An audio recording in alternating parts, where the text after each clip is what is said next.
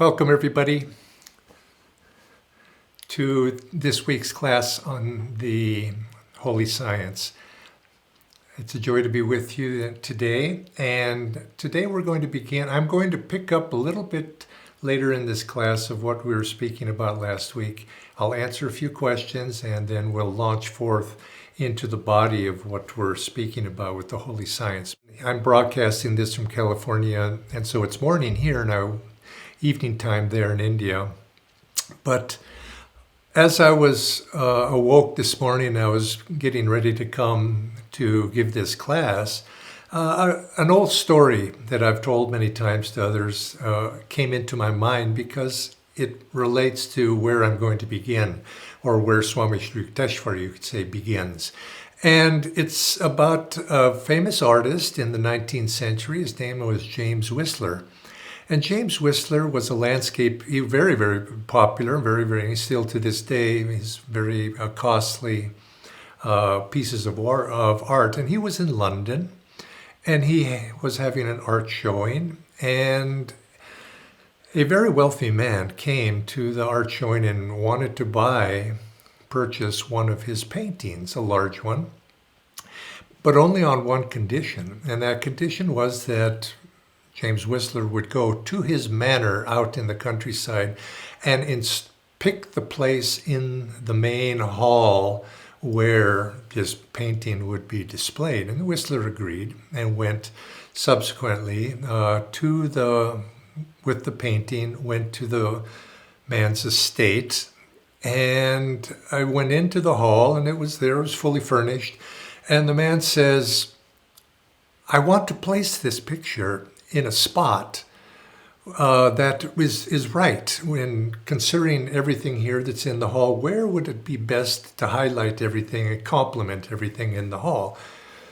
And Whistler, without hesitation, he says, you have this wrong. The first thing you must do is take everything out of the hall.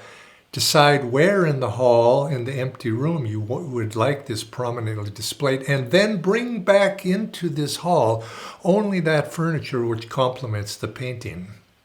And the man was taken aback. Whether he did that, I don't know. But the point of this is make the priority. In other words, in that case, make the painting the priority.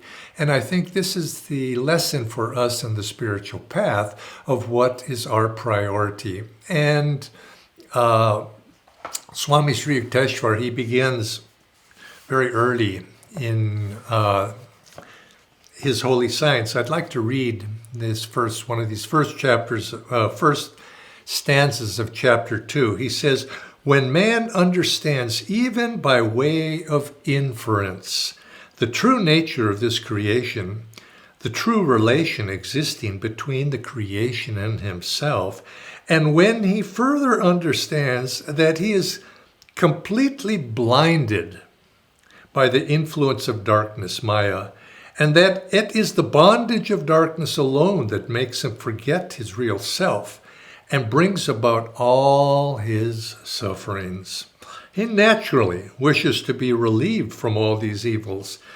This relief from evil, or liberation from the bondage of Maya, becomes the prime object of his life.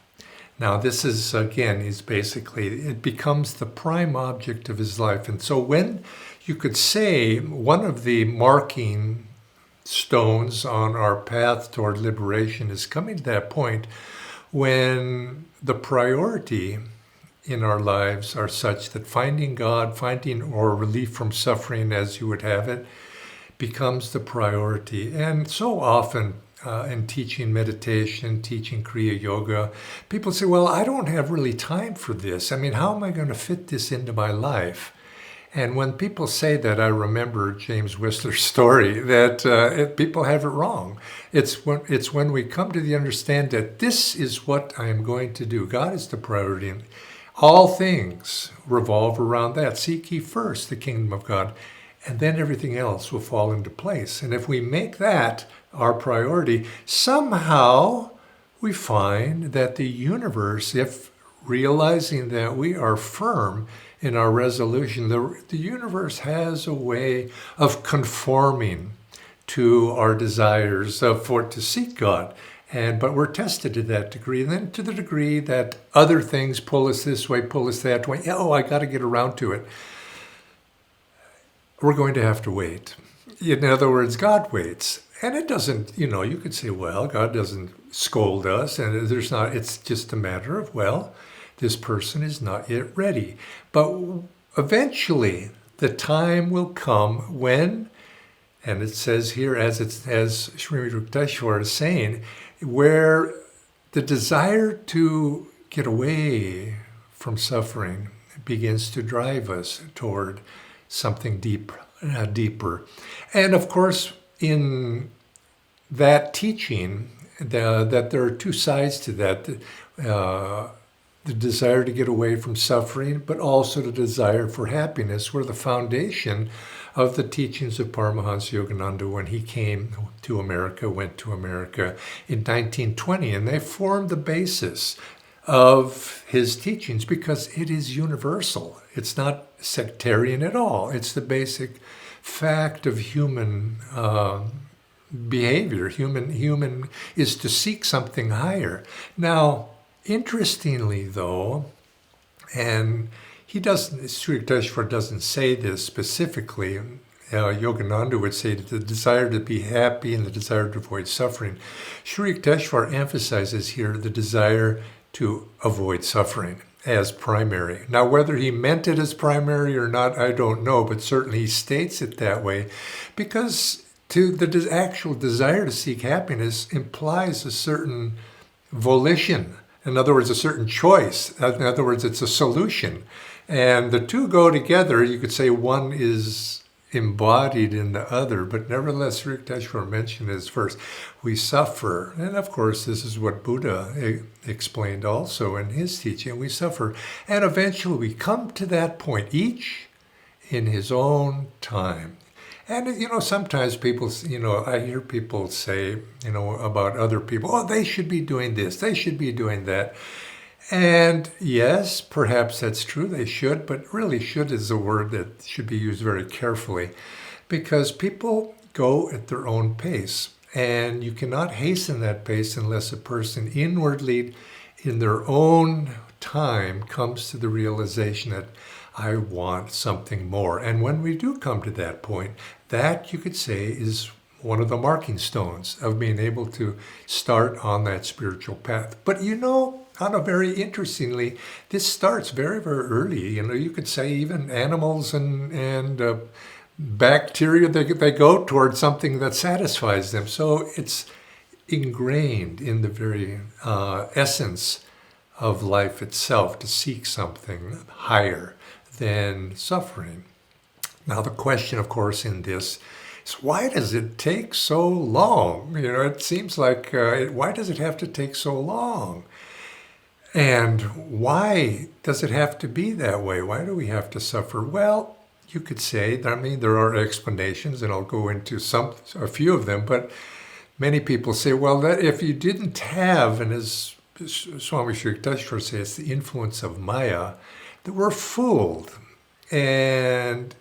But why? Well, I don't know why, and philosophers can't really ever explain why, but you could say if you didn't have this Maya, if you didn't have people being fooled, people being in delusion, if you didn't have this, we wouldn't have this creation. It's the very nature of this creation is to enter into, for whatever the purpose, divine purpose, into this Maya and find our way back. That's the story of creation itself. And ultimately, not only creation, but our salvation of coming out of that creation into freedom. So it takes time, but Swami Sri Yukteswar explains this influence of Maya. We have to realize that there is an active force, you could say, in this world that keeps us involved, keeps us embedded in this world, and it's expressed through Maya, and the expression you could say is, you might call it avidya, ignorance. It's ignorance itself that is the obstacle. We just don't know. we don't want to be ignorant. It's just that we haven't yet risen up to that place where we can see through it. We can see through the veils. And it's ignorance that keeps us bound. But the point that we should understand as devotees, as disciples, is that ignorance has a power to it. There is a conscious power that actually is impelling creation itself to be in manifestation. This power of Maya, or the satanic power in the Western terms.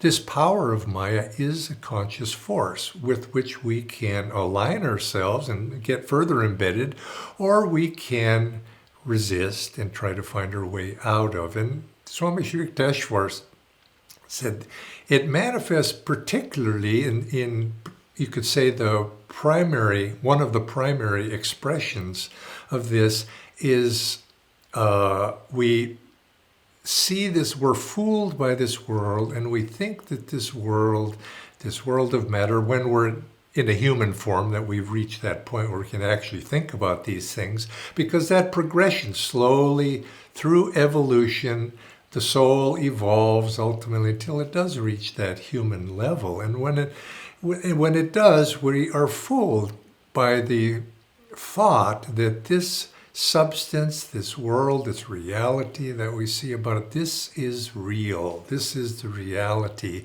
And not only is it real, we attach ourselves to it. And this, you could say, the soul identified with material, the soul identified with the body, is the very definition that Paramhansa Yogananda gives to ego. And I think this comes from Swami Sri Yukteswar saying the same thing. The soul identified with body, with matter, is the definition of ego. We're attached to it. But we know that. But I was reminded of something in looking over, rereading, that Swami Sri Yukteswar says. He not only says that it's ego, but there is a tenacity. We identify tenaciously with ego. In other words, we cling to it, and there's an impulse to cling to the false impression that we have. And I thought, yeah, that's right. Have you ever been in an argument with somebody and you know they're wrong? I mean, they've taken up a false premise, or they've got something, and they know they're wrong, but they won't let go. They cling to it, no matter how much you try to reason or whatever. They say, yeah, I know, yeah, but and they hang on to it, and they sometimes dig their heels in even more deeply. And that's just the basic nature of the ego, as it clings to it.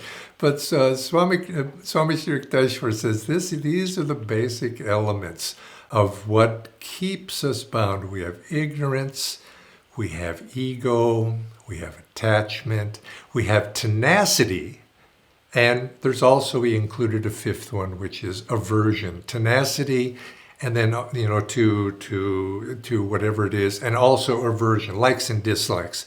In other words, you could say that there's an opposite also, that we put energy.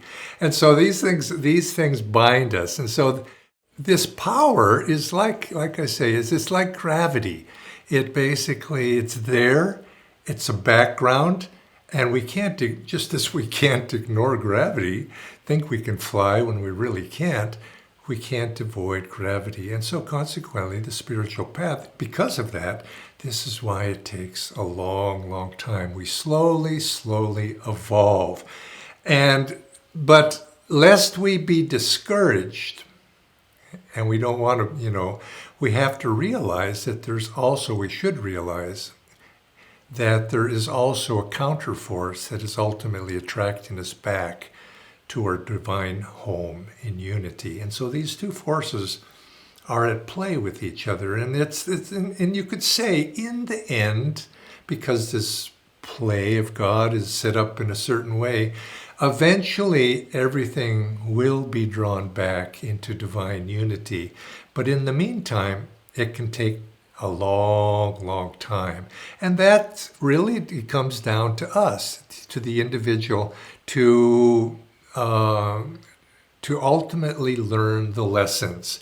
And I think this is expressed very nicely as the way Swami Kriyananda expressed it in the Festival of Light.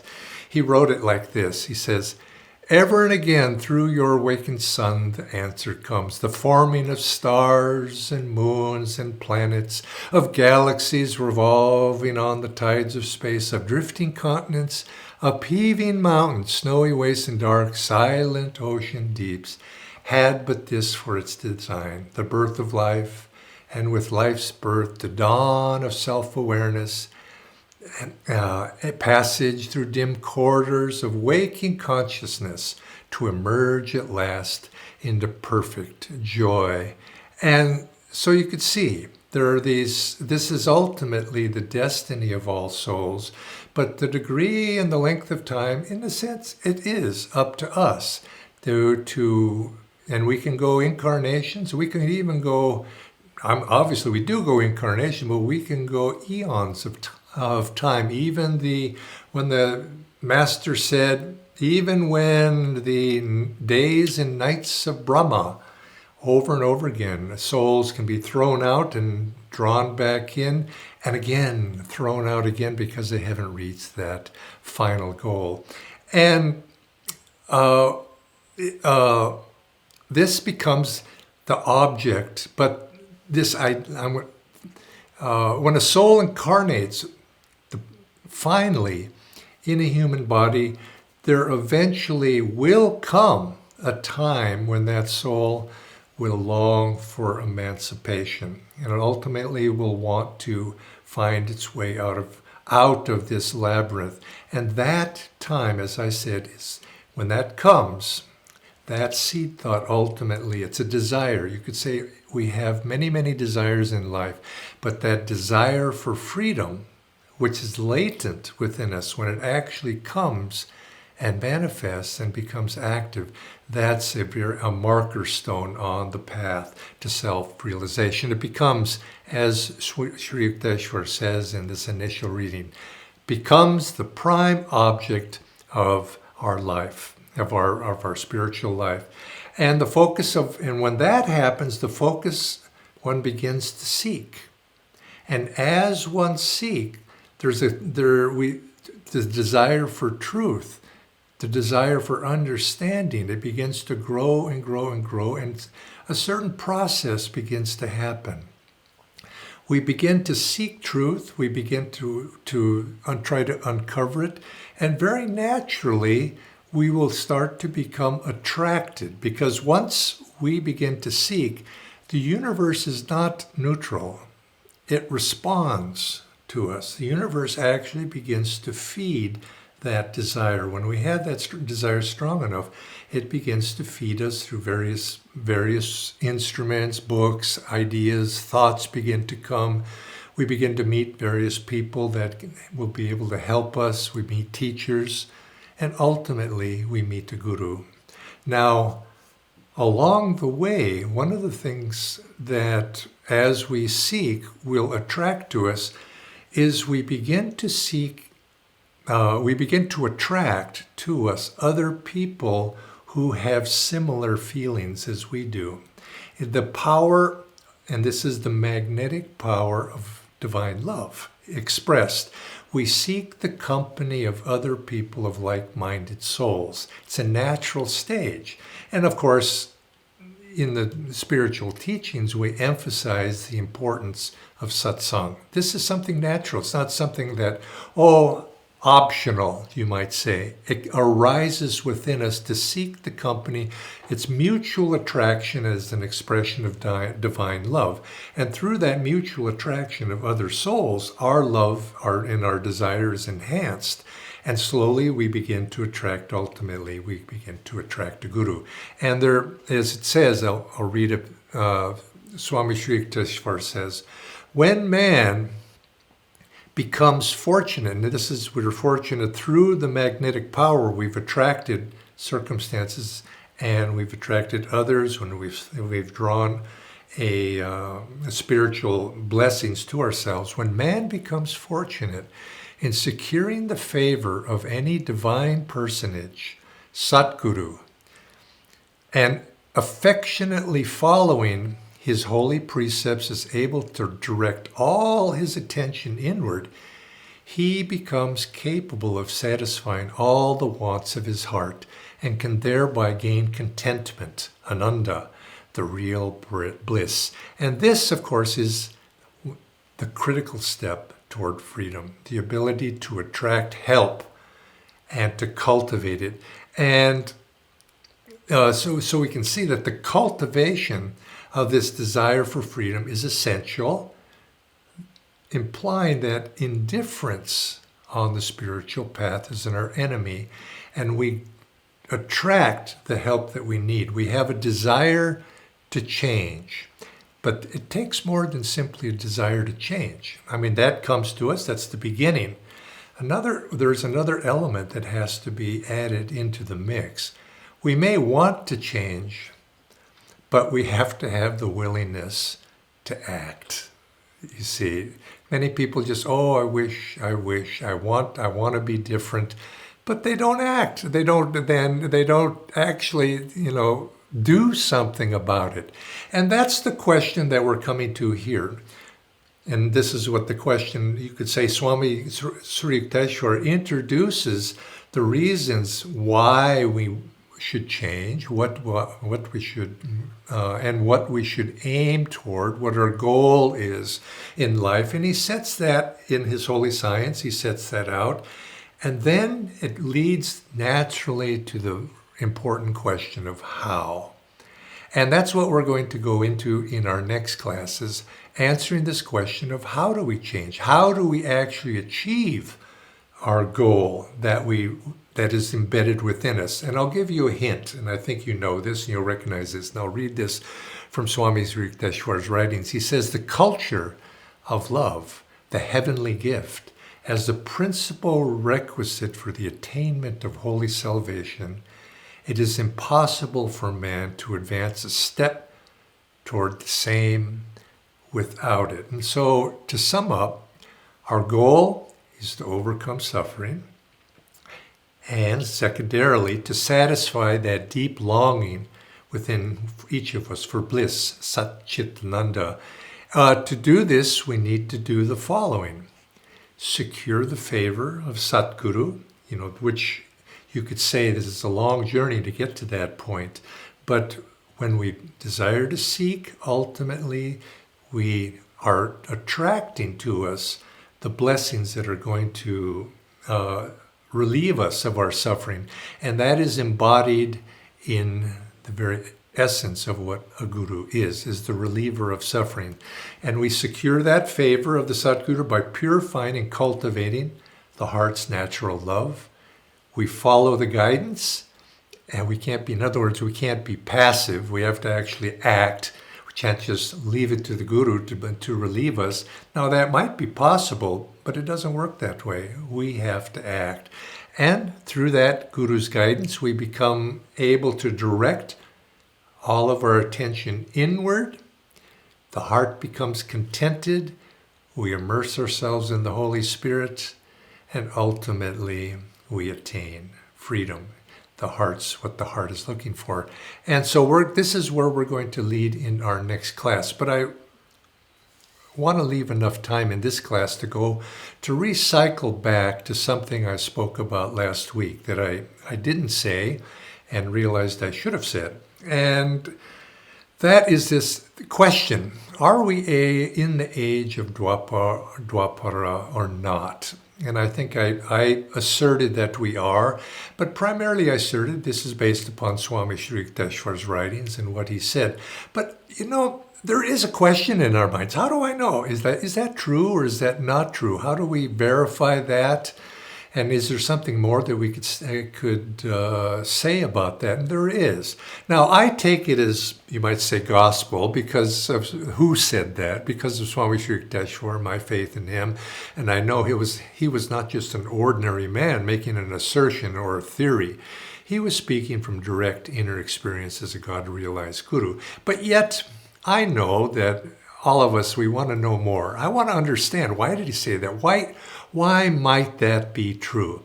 And I'm just going to briefly add something to that. In the last, which is, I think, quite an interesting and very thought-provoking section of this holy science, in the latter chapters of the holy science, which we will come to later on. But Swami Sri Yukteswar speaks about the 7 lokas. And lokas are planes of existence. In other words, we live on this material plane. This would be known in Sanskrit terms as bhuloka. You know how we live in bhuloka, which is this world of materiality. But we're taught in the Vedic teachings that there are subtler levels of understanding, realities. This astral plane, for example, and the causal plane. But there are even planes beyond that. There are 7 levels of consciousness. And he describes, he says, the person, and I'm going to read this actually, it would be better. He says, we live, and this world that we're living in is this material plane. And it goes on to explain that each of the various, as we evolve, there's a certain evolution of our understanding, and he defines it as levels of our heart. And the lowest level is the dark heart, those who are classifying, you might say, people and souls of dark heart. He says, the dark heart, in the dark state of heart, man misconceives. He thinks that the gross material portion of the creation is the only real substance in existence, and that there is nothing besides. However, this is contrary to the truth. He has been, as has been explained, and is nothing but the effect of ignorance. Then he goes on to say, and it's, you could say, in other words, a society that thinks there's nothing beyond this world. It's just simply this material reality is essential substance.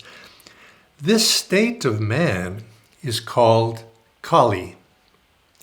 And whenever in any solar system, man generally remains in this state and is ordinarily deprived of the power of advancing beyond the same, the whole of that system is said to be in Kali Yuga.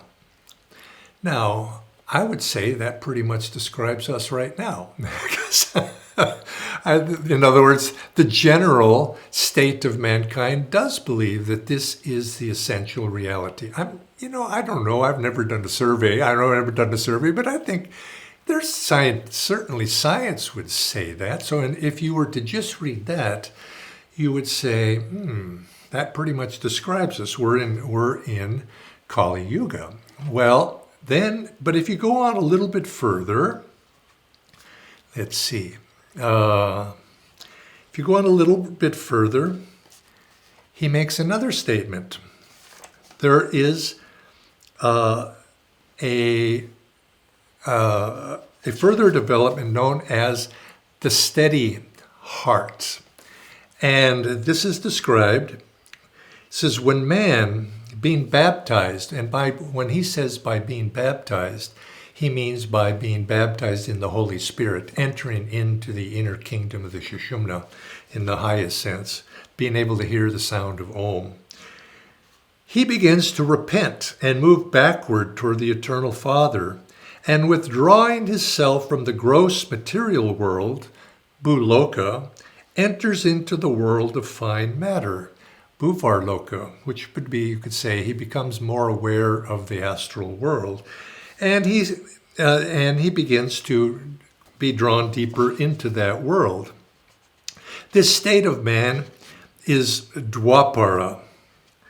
And when this becomes the general state of human beings, naturally, in any solar system, the whole of that system is said to be in Dwapara Yuga. In this Dwapara state, the heart becomes steady. This is the steady heart. If man continues in the baptized state, remaining immersed in the holy stream, he gradually comes to the pleasant state wherein his heart wholly abandons the ideas of the external world and becomes devoted to the internal world. In other words, and also he mentions, he becomes aware of the fine electricities within himself. Now, if you were to, that's being in Dwapara Yuga. So again, you would say, well, if I look at my present state, it doesn't seem like society, this solar system, has entered into that state. And so again, you would conclude, well, maybe we're not in Dwapara Yuga. Now, okay, but there's one further thing he goes on to say. And I think this, for me, is what caught my attention when I first read this many years ago. He said, there is a state in between the dark heart and the steady heart. And as I read this, I felt this describes our situation. We're in that middle ground between truly Dwapara and the world of Kali. And if you think about this, I think I'm going to read it in a moment. It makes sense because Dwapara Yuga is 2,000, 2,400 years, and so we're just at the very, very beginning. And really, chronologically, to say the year 1900 is the beginning of Dwapara Yuga, that's just, it's a generalization. It doesn't mean all of a sudden one day everything's dark and the next day everything's light. There's a gray area in between all this, and it's going to take time. And this is why I mentioned last week. You look back 100, 200 years and you say, oh, things really are quite different, and they're accelerating. And so we look ahead. So you could say we're in that in-between state, which Swami Sri Yukteswar says, between the dark heart and the steady heart, there's a state called the propelled heart. And I'll read.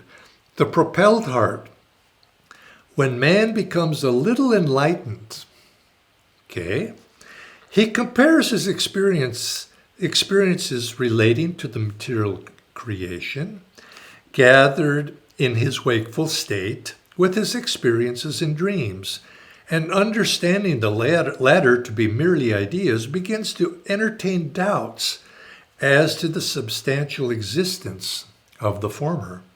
His heart then becomes propelled to learn the real nature of the universe and struggling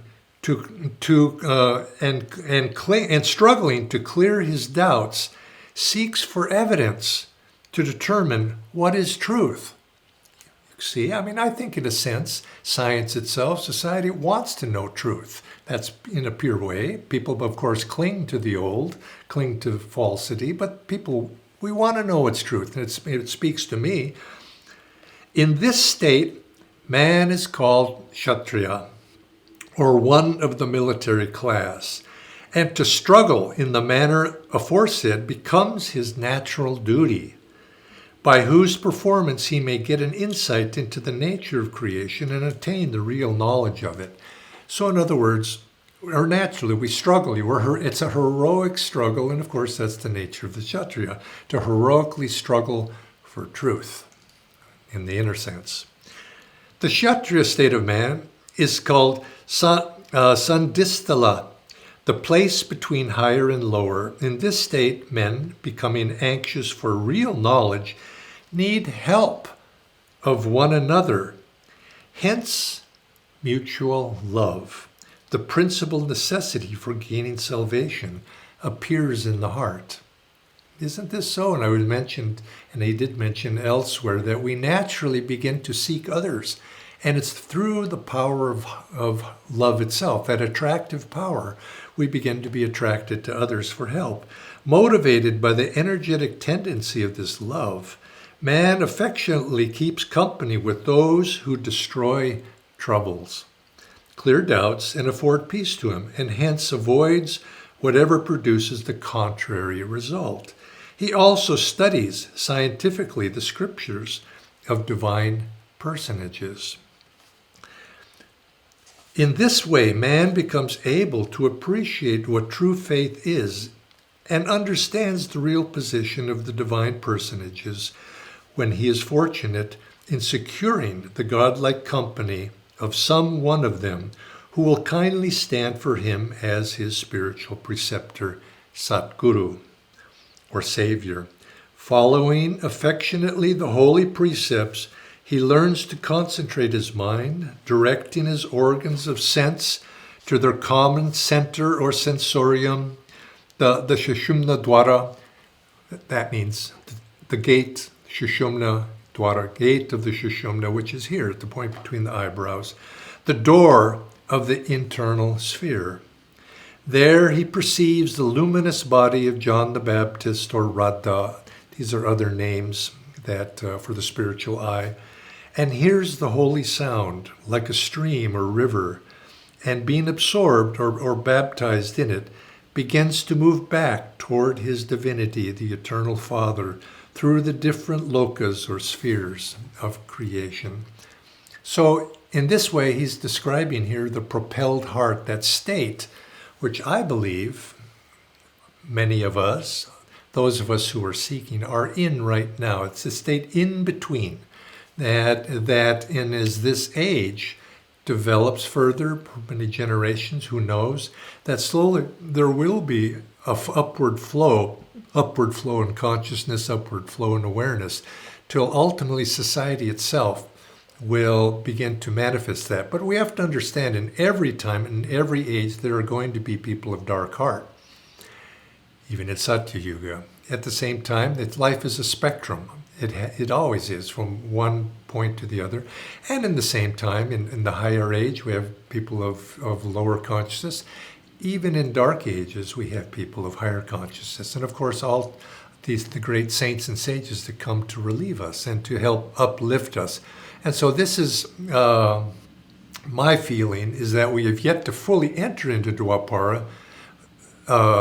We've entered into it, you could say, chronologically, but we have yet to fully enter into it when it's measured by consciousness. And if this is so, what might that mean for the coming century? To me, that's a very hopeful thought. And so it allows me, you might say, my positive optimism to, it satisfies that side of myself. Now, I got a few questions. I received a few questions last time. I'd like to take a few minutes to address them. And I encourage you to write any questions you have in the chat box. I'll come to those next week and answer those.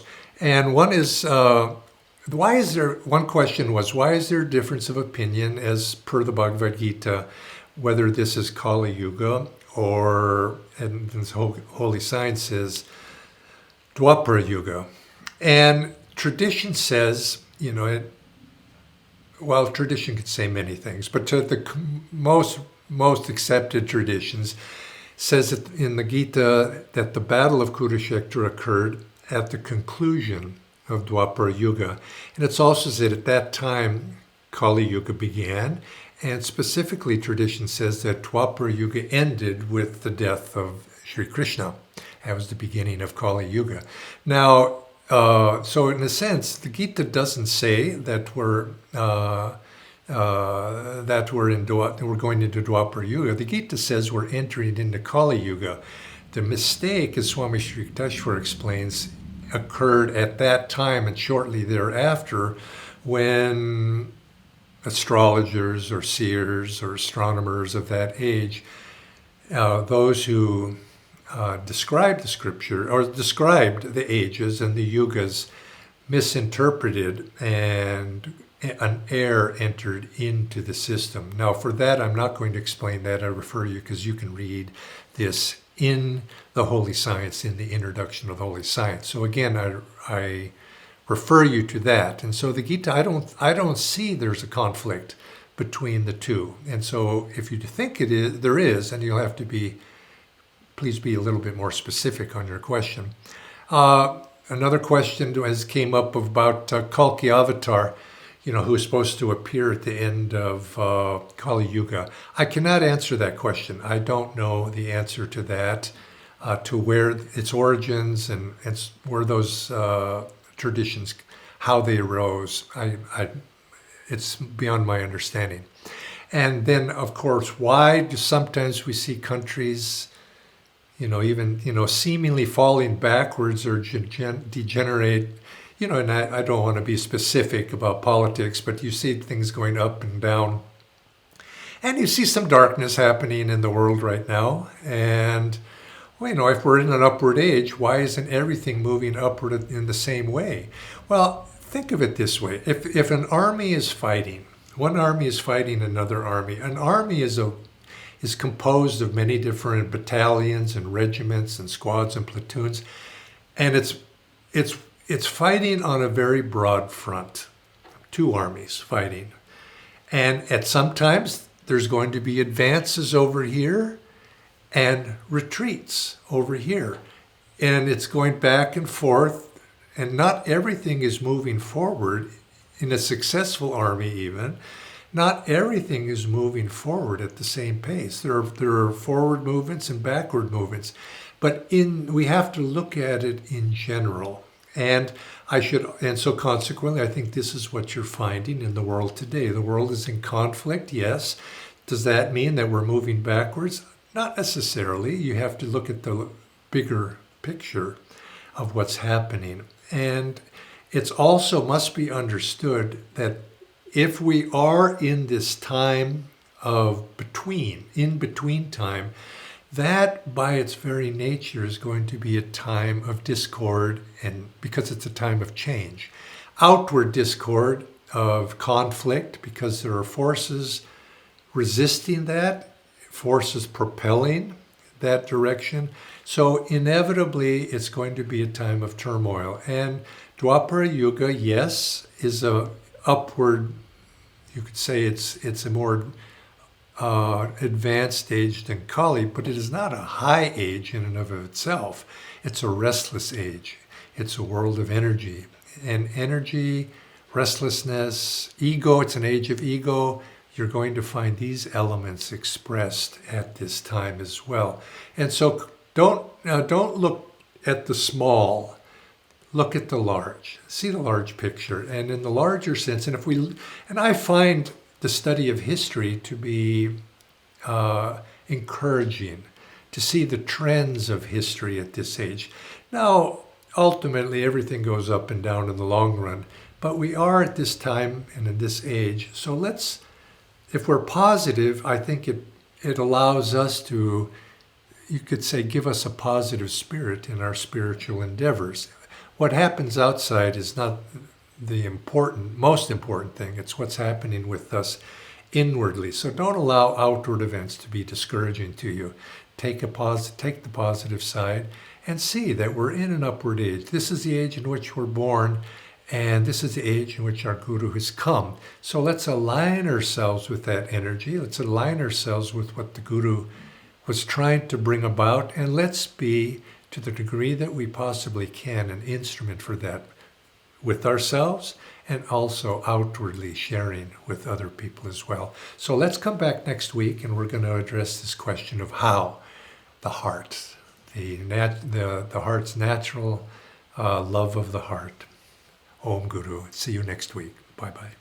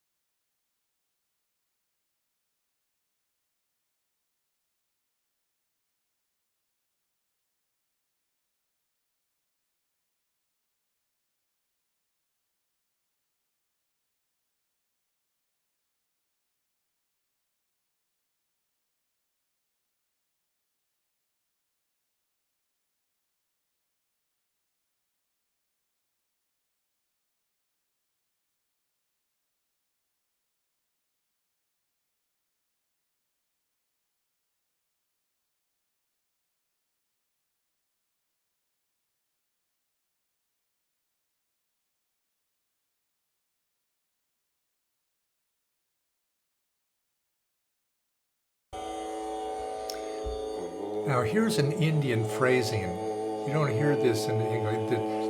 They've titled these series Learnings from the Holy Science. Interesting. You don't use the word learnings. Yeah, never. You ever use that word like that? No. Sounds very old-fashioned, kind of. It's India. That's in India. It's an Indian phrasing. From there.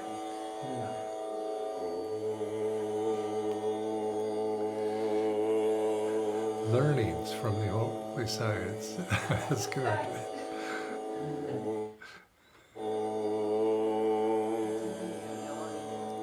Especially English is not your native language. Right.